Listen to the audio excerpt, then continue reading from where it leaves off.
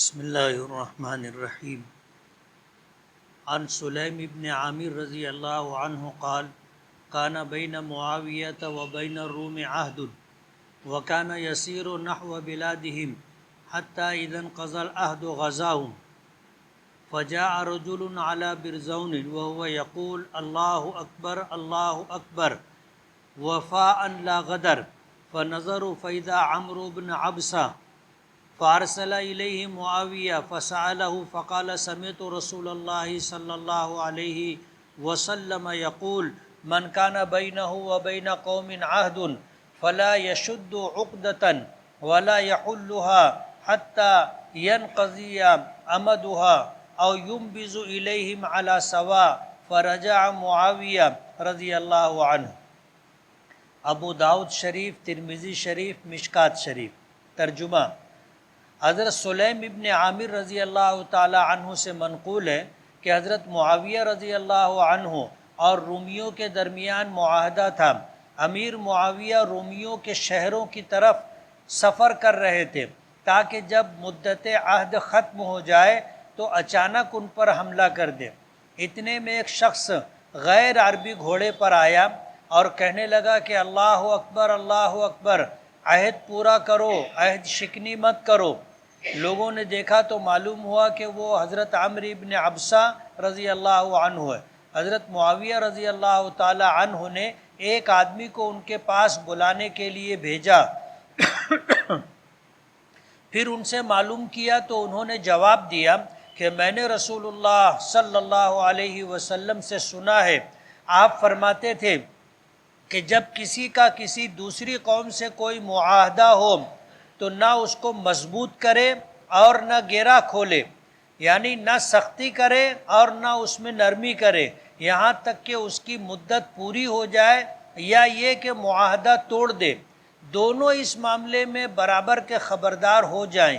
یہ سن کر حضرت معاویہ رضی اللہ تعالی عنہ واپس ہو گئے۔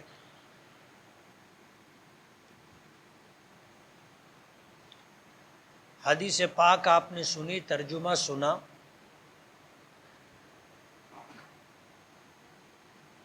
درس حدیث کے شروع میں ہم نے ایک بات کہی تھی کہ قرآن کریم کی سورہ بقرہ پارہ نمبر 2 رکوع نمبر 6 کی پہلی آیت ہے، لیس البر ان تولوا وجوہکم قبل المشرق والمغرب ولکن البر من آمن باللہ والیوم الآخر، پوری آیت ہے، جس کا مفہوم یہ ہے کہ نیکی صرف یہ نہیں ہے کہ نماز کے لیے مشرق، مغرب، شمال اور جنوب کی طرف رخ کیا جائے، اس کے علاوہ بھی بہت سارے نیک کام، تو ترتیب سے وہ سارے کام چل رہے ہیں۔ پچھلے ہفتہ عنوان تھا وآت الزکاۃ، زکوٰۃ ادا کرنا، یہ بھی نیکی ہے۔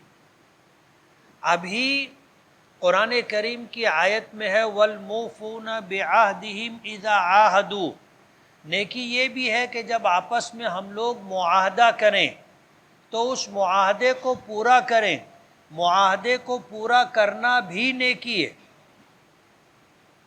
حدیث میں نے پڑھی، آپ نے ترجمہ سنا کہ حضرت معاویہ رضی اللہ تعالی عنہ جب ان کا دور حکومت تھا تو ملک روم کے بادشاہ اور ان کے درمیان معاہدہ تھا۔ اس معاہدے میں یہ بات بھی شامل تھی کہ ہم میں سے کوئی کسی پر حملہ نہیں کرے گا، اور معاہدے کی ایک مدت مقرر تھی۔ جب وہ مدت پوری ہونے لگی تو حضرت معاویہ رضی اللہ تعالی عنہ نے کیا کیا کہ فوج تیار کی اور فوج لے کر کے انہوں نے سفر شروع کر دیا، اور ان کا پروگرام یہ تھا کہ ملک کی سرحد کے قریب جا کر کے رکیں گے۔ جب یہ معاہدے کی مدت پوری ہو جائے گی تو اچانک ان پر حملہ کر دیں گے۔ اب جب اس طرح لشکر لے کر کے سفر کرنے لگے تو حضرت عمرو بن عبسہ رضی اللہ تعالیٰ عنہ، مشہور صحابی، انہوں نے جب دیکھا اور انہیں معلوم ہوا کہ اس طرح کا پروگرام ہے یہ ایک پلان ہے اس طرح کا. انہوں نے کہا اللہ اکبر اللہ اکبر، بلند آواز سے جا کر کے لوگوں کے درمیان یہ بات کہی اور کہا وفاء لا غدر. جب دو قوموں کے درمیان معاہدہ ہو تو دونوں کی ذمہ داری ہے کہ عہد کا وفا کرے، غداری نہ کرے، دھوکہ نہ دیں، مدت پوری کریں. مدت پوری ہو جانے کے بعد تم کو اختیار ہے، اگر معاہدے کو مدت بڑھانی ہے تو معاہدہ کر کے آگے کی مدت بڑھا لیں، اور آگے معاہدہ نہیں کرنا ہے تو اس کا اعلان کر دیں. لیکن اس طرح کرنا کہ معاہدے کی مدت ابھی ختم نہیں ہوئی ہے اور آپ لشکر لے کر کے چل پڑے، یہ برابر نہیں. حضرت معاویہ رضی اللہ تعالی عنہ کو جب اس بات کی خبر ملی کہ حضرت عمرو ابن عبسہ رضی اللہ تعالی عنہ کہتے ہیں اللہ اکبر وفاء لا غدر، تو انہوں نے کہا کہ بلا کے لاؤ. حضرت عمرو ابن عبسہ رضی اللہ تعالی عنہ کو بلوایا. حضرت عمرو ابن عبسہ حضرت معاویہ رضی اللہ تعالی عنہ کے پاس پہنچے. حضرت معاویہ رضی اللہ تعالی عنہ نے پوچھا کہ تم کیا کہہ رہے تھے؟ انہوں نے بتایا کہ میں نے نبی کریم صلی اللہ علیہ وسلم سے سنا ہے کہ جب کسی کا کسی دوسری قوم سے کوئی معاہدہ ہو تو معاہدے کو وقت سے پہلے نہ اس میں سختی برتے نہ اس میں نرمی برتے. کہنے کا مطلب یہ ہے کہ جو معاہدہ ہے اس کے مطابق عمل کرے، اور آپ جو کر رہے ہو یہ غلط ہے. ابھی معاہدہ پورا نہیں ہوا اور آپ لشکر لے کر کے چل پڑے، یہ معاہدے کی خلاف ورزی ہے. حضرت معاویہ رضی اللہ تعالی عنہ مشہور صحابی، نبی کریم صلی اللہ علیہ وسلم کے خسر ہے. ان کی بیٹی ام حبیبہ رضی اللہ تعالی عنہا امہات المومنین میں سے ہیں، نبی کریم صلی اللہ علیہ وسلم کی بیویوں میں سے ہے. اس لیے ملک شام میں ان کی حکومت تھی اور روم والوں سے ان کا معاہدہ تھا. معمولی آدمی نہیں تھے یہ. ان کا مقام ایسا تھا کہ جب نبی کریم صلی اللہ علیہ وسلم پر وحی نازل ہوتی، قرآن پاک کی آیات اترتی، تو آج آپ حضرت معاویہ رضی اللہ تعالی عنہ کو بلاتے اور بلوا کر کے ان آیات کی کتابت کرواتے، لکھواتے. کاتب وحی ہیں. جب حضرت عمرو ابن عبسہ رضی اللہ تعالی عنہ نے نبی کریم صلی اللہ علیہ وسلم کا ارشاد مبارک سنایا تو انہوں نے اسے قبول کیا اور اپنا لشکر لے کر کے واپس ہو گئے. یہ صحابہ کرام تھے. حالانکہ لشکر تیار کرنا اور پھر پورے لشکر کو لے کر کے نکلنا آسان کام نہیں ہے، بڑی تیاری کرنی پڑتی ہے. اور ان کے پروگرام میں یہ تھا کہ ہم کو آگے جنگ لڑنا ہے، اچانک حملہ کرنا ہے، تو وہ پوری تیاری کے ساتھ نکلے تھے. اور یہ کام کوئی چھوٹا موٹا کام نہیں تھا. لشکر تیار کرنے میں بڑے جتن کرنے پڑتے ہیں، بڑی تیاری کرنی پڑتی ہے. لیکن حضرت معاویہ رضی اللہ تعالی عنہ کے سامنے جب حضور پاک صلی اللہ علیہ وسلم کا ارشاد مبارک آیا، انہوں نے فوراً قبول کر لیا اور لشکر لے کر کے واپس ہو گئے. تو یہ بھی نیکی ہے کہ جب آدمی کسی بات کا عہد کرے تو اسے ہر حال میں پورا کرے، نفع نقصان نہ دیکھے. والموفون بعہدہم اذا عاہدوا، کہ ایمان والے جب آپس میں کوئی معاہدہ کر لیتے ہیں تو اس کو پورا کرتے ہیں، اور یہ بھی بہت بڑی نیکی ہے. غیر مسلموں کا تہوار رکشا بندھن منانا کیسا ہے؟ راکھی باندھنا یا کسی مسلمان کا کسی غیر مسلم خاتون سے عورت سے راکھی بندھوانا جائز ہے یا نہیں؟ جائز نہیں ہے، یہ ان کا تہوار ہے، ہم کو اس سے کیا لینا دینا؟ اور ظاہر بات ہے کہ آپ مسلمان ہیں اور راکھی کا، رکشا بندھن کا یہ پروگرام غیر مسلموں کا پروگرام ہے، ان کا تہوار ہے۔ کوئی غیر مسلم خاتون وہ اپنے بھائی کو راکھی باندھتی ہے، آپ بھائی تو نہیں ہو، بھائی ہو آپ مسلمان ہو، وہ ہندو ہے، آپ کا ان کا کیا رشتہ، کیا تعلق؟ اور قرآن کریم میں اللہ پاک نے اس سے منع کیا ہے کہ جو مسلمان نہیں ہے اس کے ساتھ دلی تعلق رکھنا اور دوستی کرنا جائز نہیں ہے۔ اس لیے رکشا بندھن کا یہ تہوار غیروں کے ساتھ منانا اور کسی غیر عورت سے، جب کہ وہ آپ کی ہم مذہب ہی نہیں ہے، تمہارا مذہب الگ ہے، اس کا مذہب الگ ہے، تم کیوں راکھی بندھواؤ گے اور تم یہ تہوار کیوں مناؤ گے؟ جائز نہیں ہے۔ میری اماں کو حج عمرے پہ جانا ہے مگر کوئی محرم نہیں مل رہا ہے، میں کویت میں نوکری کرتا ہوں اس لیے میں نہیں آ سکتا، اس سلسلے میں مجھے مسئلہ بتائیں کہ حج عمرہ زائرین کا گروپ تیار ہے، میری امی گروپ کے ساتھ ہیں تو کیا وہ جا سکتی ہیں یا نہیں؟ حج عمرے کے لیے محرم کا ہونا ضروری نہیں، حج عمرہ ایک عبادت ہے اور وہ عبادت جو مسلمان کرنا چاہے کر سکتا ہے۔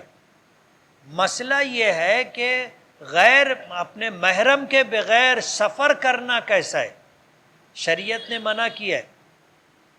اگر تمہاری والدہ مکے میں رہتی ہے تو محرم کے بغیر عمرہ بھی کر سکتی ہے، محرم کے بغیر حج بھی کر سکتی ہے۔ حج عمرے کے لیے محرم کا ساتھ میں ہونا ضروری نہیں، اصل چیز سفر ہے۔ اگر آپ کی والدہ ہندوستان میں ہے اور وہ حج عمرہ کرنا چاہتی ہے تو اس کے لیے اس سفر کے اندر محرم کا ہونا ضروری ہے، بغیر محرم کے سفر کرنا جائز نہیں۔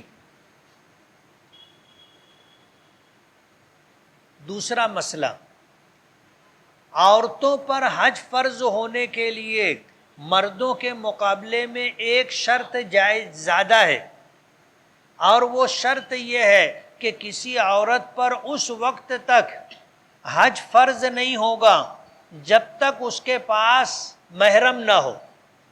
ایک عورت ہے بہت مالدار ہے، ایک حج نہیں 10 حج کر سکتی ہے، اتنا پیسہ ہے، لیکن اس کے پاس محرم نہیں ہے تو شریعت نے اس کے اوپر حج فرض نہیں کیا، حج فرض نہیں کیا۔ عمرہ تو فرض بھی نہیں ہے، ہمارے یہاں تو عمرہ کرنا سنت ہے، تو سنت کی ادائیگی کے لیے ناجائز کام کرنا کہ بغیر محرم کے سفر کرنا درست نہیں۔ زید مزدوری کرتا ہے اور مزدوری میٹر کے حساب سے ملتی ہے، لوم صاف کروائی نہیں ملتی، مگر جب زید لوم صاف نہیں کرتا تو سیٹھ پگار میں سے پیسہ کاٹ لیتا ہے، تو سیٹھ کا ایسا کرنا کیسا ہے؟ پورے مالیگاؤں کا یہی حال ہے۔ دیکھو کچھ چیزیں ایسی ہوتی ہیں جو کام میں شامل ہوتی، اگر پورے مالیگاؤں کا یہی حال ہے تو اس کا مطلب یہ ہے کہ مزدور کے ذمے لوم صاف کرنا بھی ہے، تیل پانی کرنا بھی ہے۔ اگر پورے مالیگاؤں کا یہ حال نہیں ہوتا تو اس کا مطلب یہ ہوتا کہ لوم صاف کرنا مزدور کی ذمہ داری نہیں ہے، لیکن جب تم نے لکھا ہے کہ پورے مالیگاؤں کا یہی حال ہے تو اس کا مطلب یہ ہے کہ جو مزدور لوم چلاتا ہے اس کے ذمے لوم صاف کرنا اور تیل ڈالنا بھی ہے۔ یہی وجہ ہے کہ جب تم لوم نہیں صاف کرتے تو وہ پگار میں سے پیسہ کاٹ لیتا، یہ تمہاری ذمہ داری ہے۔ اور لوم جتنا صاف رکھو گے، تیل پانی کرو گے، تمہارے لیے آسانی ہے۔ سیٹ تھوڑی آگے لوم چلاتا ہے، لوم تو تم چلاتے نا۔ اس لیے اگر سیٹ پگار کاٹ لیتا ہے اور یہی حال پورے مالیگاؤں کا ہے تو لوم صاف کرنا تمہاری ذمہ داری ہے۔ نہیں کرو گے، پگار کاٹ لے رہا ہے تو برابر ہے۔ قاعدہ اخیرہ میں درود شریف اور دعائے معصورہ چھوڑنے پر گناہ ملتا ہے، تو اس حالت میں چھوڑ سکتے ہیں کہ سفر پر ہوں یا فرض نماز کا وقت ہو رہا ہو اور جماعت کھڑی ہو گئی یا جمعہ کے دن خطبہ ہونے والا ہے۔ اس حالت میں قاعدہ اخیرہ میں درود شریف اور دعائے معصورہ چھوڑ سکتے ہیں کیا کہ پڑھنا پڑے گا؟ یہ مسئلہ پیچھے بتایا تھا۔ امام اعظم ابو حنیفہ رحمۃ اللہ علیہ کے یہاں قاعدہ اخیرہ میں التحیات کا پڑھنا واجب ہے، التحیات کے بعد درود شریف کا پڑھنا، دعائے معصورہ کا پڑھنا سنت ہے، اور جان بوجھ کر کے سنت چھوڑنا گناہ ہے۔ لیکن اگر ایسا معاملہ ہے کہ تم کو جلدی نکلنا ہے، سفر کی بات ہے، یا جماعت کھڑی ہو رہی ہے، تو آپ لمبا درود نہ پڑھتے ہوئے صلی اللہ علیہ وسلم بھی پڑھ سکتے ہیں، اور لمبی دعائے معصورہ نہ پڑھتے ہوئے آپ رب اغفر وارحم وانت خیر الراحمین پڑھ کے سلام پھیر سکتے ہیں۔ چند سیکنڈ کے لیے آپ مسئلہ پوچھ رہے ہو، جبکہ درود شریف کا پڑھنا اور دعائے معصورہ کا پڑھنا، اس میں ہمارا فائدہ ہے۔ ایک مرتبہ درود پاک پڑھنے پر اللہ پاک کی طرف سے 10 رحمتیں نازل ہوتی ہیں، اور جب آدمی کوئی نیکی کر رہا ہو اس کے بعد دعا مانگنا دعاؤں کی قبولیت کا مقام ہے۔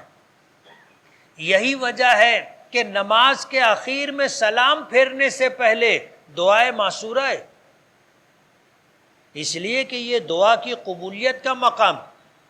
ہم لوگ سلام پھیرنے کے بعد دعا مانگتے، اگر ہم کو دعائیں یاد ہوں، وہ دعائیں جو نبی کریم صلی اللہ علیہ وسلم سے منقول ہیں، تو وہ عربی الفاظ میں آپ رٹی رٹائی جو دعا ہے دعائے معصورہ، اس کے علاوہ بھی جتنی دعا مانگنا ہو نماز میں مانگ لو، سلام پھیرنے سے پہلے مانگ لو، یہ دعا کی قبولیت کا مقام ہے۔ سلام پھیرنے کے بعد تو دعا مانگتے ہی ہے نا، وہ دعا آپ نماز میں مانگ لو، انشاءاللہ قبولیت سے زیادہ قریب ہوگی۔ اس لیے چند سیکنڈ کے لیے آدمی مسئلہ پوچھے، اچھی بات نہیں۔ امام شافعی رحمۃ اللہ علیہ کے یہاں درود شریف پڑھنا فرض ہے، آپ اگر درود شریف جان بوجھ کے چھوڑ دو گے تو نماز ہی نہیں ہوگی، بھول کے بھی چھوڑ دو گے تو ان کے یہاں نماز نہیں ہوگی۔ مسجد میں چندہ دینے کا ثواب ملے گا؟ کیوں نہیں ملے گا؟ جیسے یہ سوال کیوں پوچھنا پڑا؟ ایسا تو نہیں ہے کہ آپ شراب خانے میں چندہ دے رہے، یہ تو موٹی بات ہے، سب کو معلوم ہے۔ ایک ہوتی ہے مسجد کی تعمیر، اس میں چندہ دینا بہت بڑے اجر و ثواب کا باعث ہے۔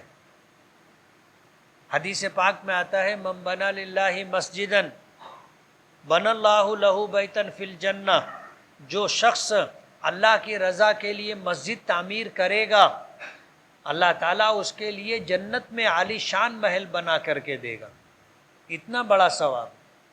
اب مسجد بن جانے کے بعد مسجد کی آبادی انتظام و انصرام کے لائن سے، یہ عام مسلمانوں کی ذمہ داری ہے۔ مسجد میں امام کو تنخواہ دینا ہے، مؤذن کو تنخواہ دینا ہے، خادم کو تنخواہ دینا ہے، مسجد میں بجلی کا استعمال ہوتا ہے، پنکھا چل رہا ہے، لائٹ ہے، پانی کا انتظام کرنا ہے، چٹائی کا انتظام کرنا ہے، یہ سب کیسے ہوگا؟ آپ مسجد میں چندہ دو گے تو مسجد کا انتظام و انصرام صحیح ٹھیک رہے گا.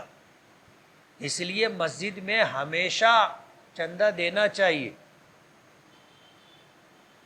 میں تو اپنے مصلیوں کو کہتا ہوں کہ جمعہ کی نماز میں چندہ ہوتا ہے، آپ جب نماز کے لیے جمعہ کے لیے مسجد میں آؤ تو 150 روپیہ جیب میں ڈال کے لایا کرو. کتنا؟ 150 روپیہ. ہمارے یہاں ڈبہ گھومتا ہے، جس کے آگے گیا تو آواز آتی ہے ٹن. اس کا مطلب سمجھے نا. آپ نے کیا دیا؟ 5 روپیہ 10 روپیہ دیا. مجھے آپ یہ بتاؤ 10-5 روپیے کی کیا حیثیت ہے؟ آج اپنے بچوں کو دو تو وہ نہیں لیتے، وہ کہتے ہیں کہ اس کا کچھ ملتا نہیں ہے. 150 روپیہ ہر ہفتہ مسجد میں چندہ دینا چاہیے. اللہ کے گھر کا انتظام و انصرام ٹھیک ٹھاک رہے گا، آپ کا گھر بھی ٹھیک ٹھاک رہے گا. آپ اللہ کے گھر میں دو گے، اللہ آپ کے گھر کے لیے دے گا. اللہ کا وعدہ ہے، من ذا الذی یقرض اللہ قرضا حسنا. کون ہے جو اللہ کو قرض حسنا دے گا؟ آپ اللہ کے گھر میں دو گے، اللہ آپ کا گھر بنائے گا، آپ کا گھر چلائے گا. یہ انتظام اللہ پاک کی طرف سے ہوگا. اس لیے مسجد میں دل کھول کر کے چندہ دینا چاہیے. ہم لوگ گھر میں رہتے ہیں، اے لائٹ بند کر، جانے لگے تو بولتے پنکھا بند کر.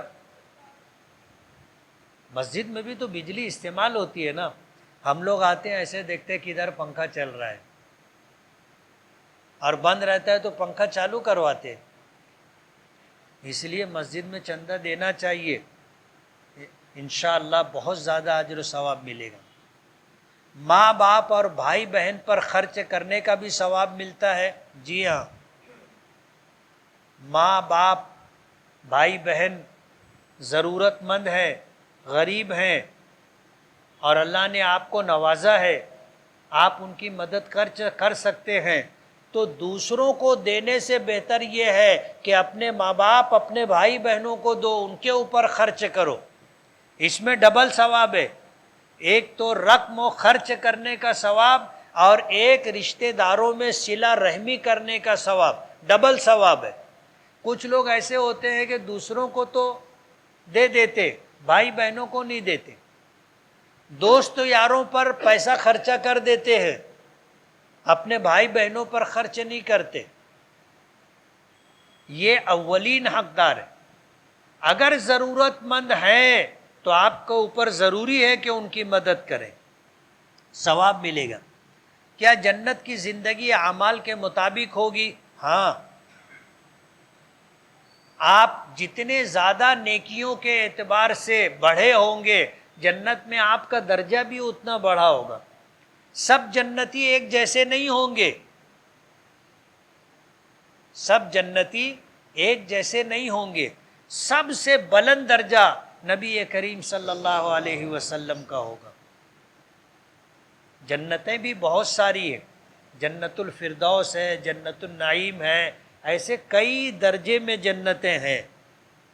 تو جس کے جیسے اعمال ہوں گے ویسی جنت اس کو ملے گی. آخرت میں پاس ہونے کے لیے کیا کرنا چاہیے؟ ہم لوگ دنیا میں اسکولوں میں مدرسوں میں پڑھتے ہیں، تو پاس ہونے کے لیے کیا کرنا پڑتا ہے؟ محنت کرنی پڑتی ہے، مضامین یاد کرنے پڑتے ہیں، سمجھنے پڑتے ہیں. اسی طرح اگر آخرت میں کامیابی چاہتے ہو تو اعمال کو سمجھو، اعمال کو سمجھو اور عمل کرو. ہم لوگ نماز پڑھتے ہیں، کتنے لوگ ہیں جو نماز سمجھ کر کے پڑھتے؟ جیسے ہم کہتے ہیں اللہ اکبر، تو اللہ اکبر کہتے ہوئے کیا ہمیں اس بات کا استحضار ہوتا ہے کہ ہم کہہ رہے ہیں اللہ سب سے بڑا ہے؟ نہیں ہوتا. بس ہاتھ اٹھائے اللہ اکبر. اللہ اکبر کا کیا مفہوم و مطلب ہے؟ وہ ہمارے سوچ میں سمجھ میں ہوتا نہیں ہے. ہم جب پڑھتے ہیں سبحانک اللہم و بحمدک و تبارک اسمک و تعالی جدک ولا الہ غیرک، تو کیا اس کا ترجمہ اور مفہوم ہمارے سامنے ہوتا ہے؟ نہیں ہوتا. ہم جب پڑھتے ہیں اعوذ باللہ، ہم جب پڑھتے ہیں بسم اللہ، تو کیا اس کا ترجمہ ہم کو مستحضر ہوتا ہے؟ نہیں ہوتا. ہم سورہ فاتحہ پڑھتے ہیں تو سورہ فاتحہ کا ترجمہ، اس کا معنی و مطلب ہمارے سامنے نہیں ہوتا. ہم جب کہتے ہیں سبحان ربی العظیم، ہم جب سجدے میں کہتے ہیں سبحان ربی العلی، تو کیا اس کا مفہوم ہمارے سامنے ہوتا ہے؟ نہیں ہوتا. اعمال کرو تو استحضار کے ساتھ کرو. آپ دیکھو نماز میں دل لگے گا اور نماز میں مزہ آئے گا، لذت ملے گی. آپ یقین مانو 2 رکعت آپ اس طرح پڑھو کہ تکبیر تحریمہ سے لے کے سلام پھیرنے تک التحیات کا ترجمہ، سورہ فاتحہ کا ترجمہ، سورہ فاتحہ کے بعد والی سورت کا ترجمہ، درود شریف کا ترجمہ، دعائے معصورہ کا ترجمہ آپ کے سامنے اگر ہوگا تو آپ کا ذہن کہیں ادھر ادھر بھٹکے گا نہیں، اور آپ کو نماز پڑھنے میں ایسا مزہ اور لذت ملے گی کہ دل ہوگا کہ اور پڑھے. جب ہم لوگ ان ساری چیزوں کا خیال نہیں رکھتے تو پھر ہوتا یہ ہے کہ نماز میں دل لگتا نہیں ہے، نمازیں چھوٹتی ہیں. اس لیے نماز کو سمجھو. کرو گے؟ میں نے سنا ہے کہ اپنے بچوں کو حافظ قرآن بنائیں گے تو والدین کو ایک تاج پہنایا جائے گا. سوال یہ ہے کہ جس کے کئی بچے حافظ ہوں تو ان کو کتنے تاج پہنائے جائیں گے؟ سر تو ایک ہی ہے نا، ایک تاج پہنایا جائے گا. ہو سکتا ہے اللہ پاک 2 بچوں کے حافظ ہونے پر، 4 بچوں کے حافظ ہونے پر تاج کی نوعیت بدل دیں. ہو سکتا ہے، اللہ ہی بہتر جانتا ہے کیا ہوگا. میری بیٹی نازیہ 13 سال کی ہے، 1 سال سے اس کے سر میں درد ہے. 1 مہینے سے کچھ کھاتی نہیں ہے، تھوڑا بھی کھا پی لے تو پیٹ درد کرنے لگتا ہے. ایک مولانا کو بتائے تو وہ بولتے اوپر کا ہے. آپ کوئی علاج بتائیں. دیکھو اوپر کا ہو سکتا ہے، کوئی اچھا عامل ہوگا تو وہ صحیح معنوں میں بتائے گا کہ اوپر کا ہے یا نہیں. ابھی تو ایسا ہے کہ جو لوگ عامل نہیں ہیں وہ یہ دھندا بنا لیے ہیں. آپ کچھ بھی نہیں ہوگا آپ کو، آپ جا کر کے وہاں بولو طبیعت بہت گھبراتی ہے، گھر میں جاؤ تو دل لگتا نہیں، جی ہوتا ہے نکل کر کے بھاگیں، تو وہ آپ کو بتا دیں گے گھر میں کچھ گاڑا ہے، تمہارے اوپر کچھ کیا ہے. یعنی آپ کو کچھ نہیں ہے، آپ جا کر کے بولو تو وہ بتا دیں گے. تب کیسے بھروسہ کر سکتے ان کے اوپر؟ تو کچھ اوپر کا ہو بھی سکتا ہے، مگر کوئی واقعی عامل ہوگا تو وہ بتائے گا. ایک بات. دوسری بات یہ کہ بیماری بھی ہو سکتی ہے، بیماری بھی ہو سکتی ہے. آپ جو ہے اس کا علاج کریں، علاج ہو جائے گا. یہ جنہوں نے پوچھا ہے وہ مجھ سے ملاقات کرے تو میں بتاتا ہوں. باپ کے انتقال کو 6 سال ہو چکے. بھائیوں نے اچھی اچھی زمینیں، کارخانے جن کے پیپر کلیئر تھے وہ بیچ کر کھا گئے، اور جن زمینوں کارخانوں کی نل پٹی، لوکھنڈ پٹی، گھر پٹی باقی ہے اور لوچے لپاٹے والی زمین ہے اور ایسے علاقے میں ہے جہاں قیمت بھی کم ہے، وہ بہنوں کو دینا چاہتے. تو بھائیوں کا ایسا کرنا درست ہے کیا؟ درست نہیں، یہ تو ظلم ہے، زیادتی ہے، بہنوں کا حق مارنا ہے. بہنوں کا حق مارنا ہے، بہنوں کے ساتھ ناانصافی اور ظلم ہے، اس کی سزا بہت سخت ہے۔ دیکھو، ہر گناہ کی سزا اللہ دنیا میں نہیں دیتا، حتیٰ کہ کفر کی سزا بھی دنیا میں نہیں ہے، شرک کی سزا بھی دنیا میں نہیں دیتا اللہ، لیکن ظلم کی سزا اللہ دنیا میں ضرور دیتا ہے۔ حقیقی سزا تو آخرت میں ہے، لیکن ظلم کا کچھ نہ کچھ ایک آدھ قسط سزا کی دنیا میں آتی ہے، ملتی ہے۔ اس لیے ظلم نہیں کرنا چاہیے، ناانصافی نہیں کرنا چاہیے، اس کی سزا دنیا میں ضرور ملتی ہے، اور اللہ پاک سزا دیتا ہے اور دنیا والوں کو دکھاتا بھی ہے، اور دنیا والوں کو سے بلوا بھی دیتا ہے۔ جو لوگ واقف ہوتے ہیں کہ اس نے ظلم کیا تھا، جب یہ اللہ کی سزا اور پکڑ میں آتا ہے تو لوگ بولتے ہیں بہت انگار مودتا تھا، بہت ظلم و زیادتی کرتا تھا، اب بھگت رہا ہے، لوگ بولتے بھی۔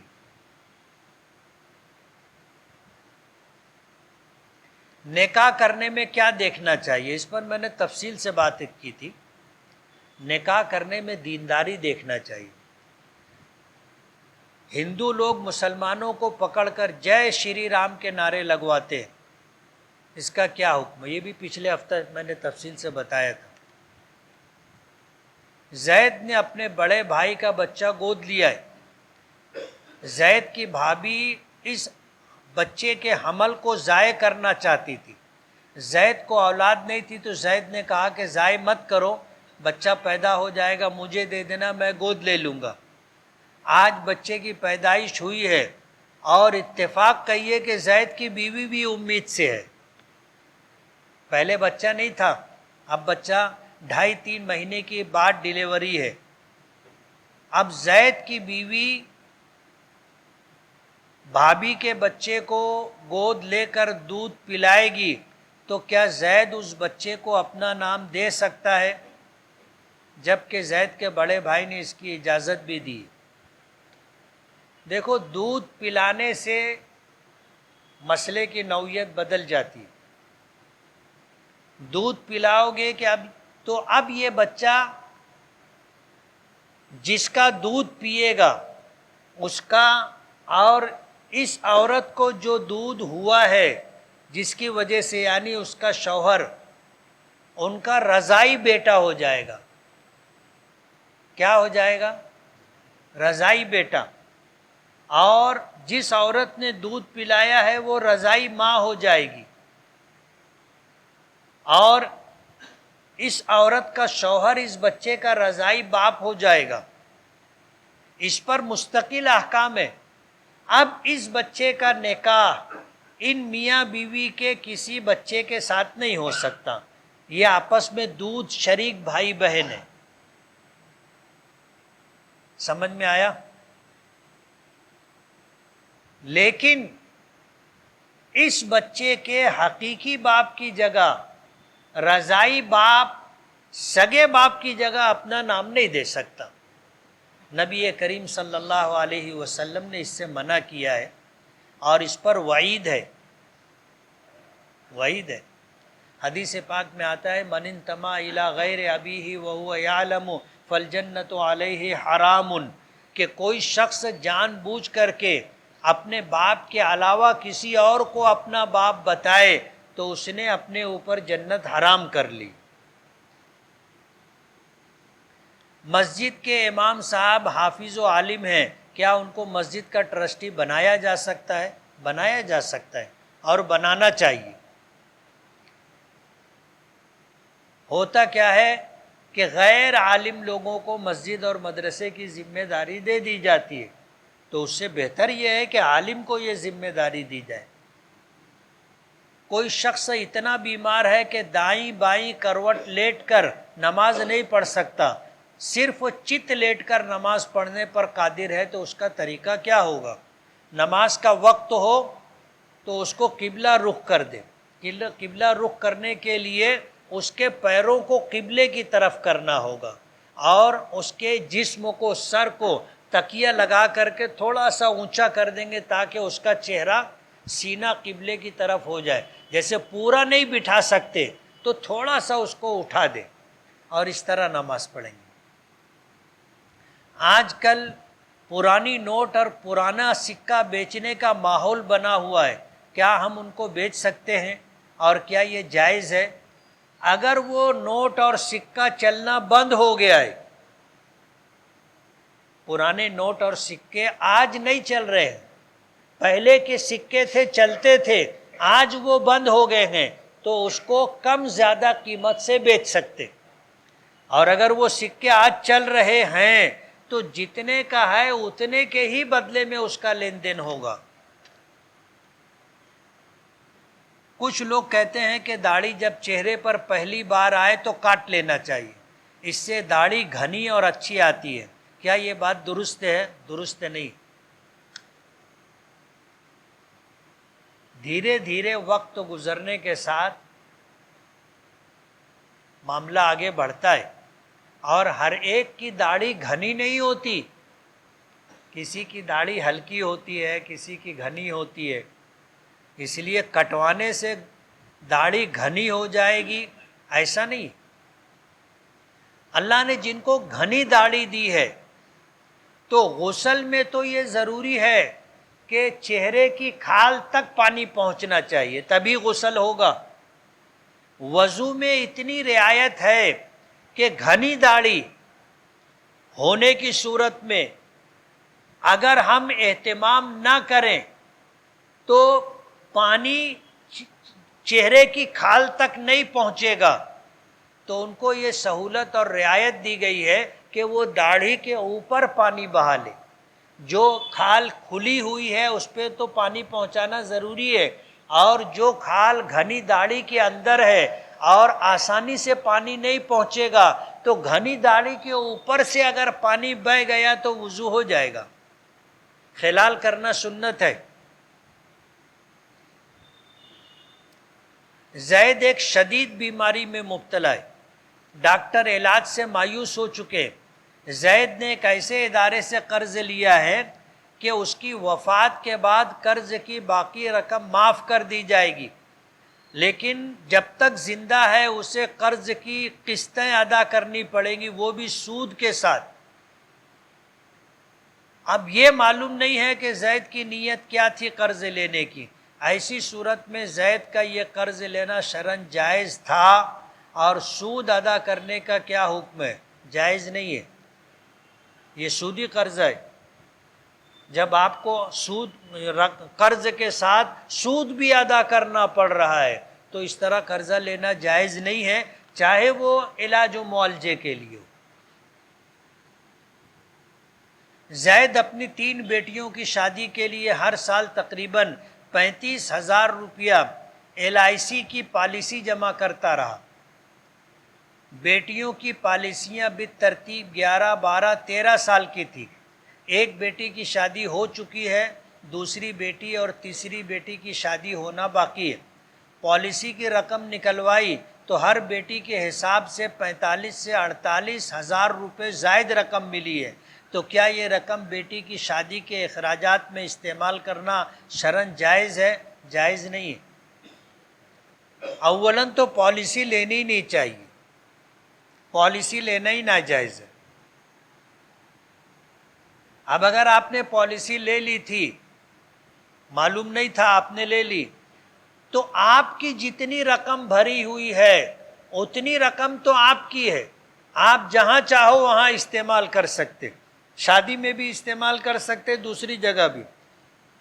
لیکن جو رقم زائد ملی ہے 45 سے 48 ہزار، اس کا آپ کے لیے استعمال درست نہیں ہے. اسے بلا نیت ثواب کسی مستحق اور ضرورت مند کو دے دے. اذان کا جواب مسجد کے اندر موجود نمازی اور مسجد کے باہر موجود شخص کے لیے کیا حکم رکھتا ہے؟ اذان کا جواب دینا سنت ہے، اجر و ثواب کا باعث ہے. اذان کا جواب 2 طریقے سے دیا جاتا ہے. ایک عملی طور پر اذان کی آواز سنی، مسجد کی طرف آپ چل پڑے، یہ عملی جواب ہے، یہ عملی جواب ہے۔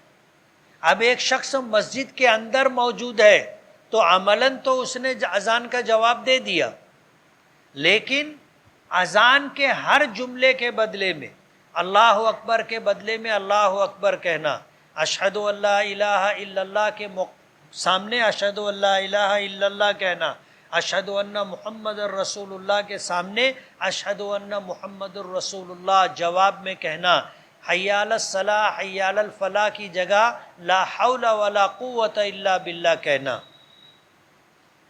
تو مؤذن کو جتنا ثواب ملتا ہے اذان کا جواب دینے والے کو بھی پورا پورا اتنا ہی ثواب ملے گا، اس لیے اذان کا جواب دینا چاہیے۔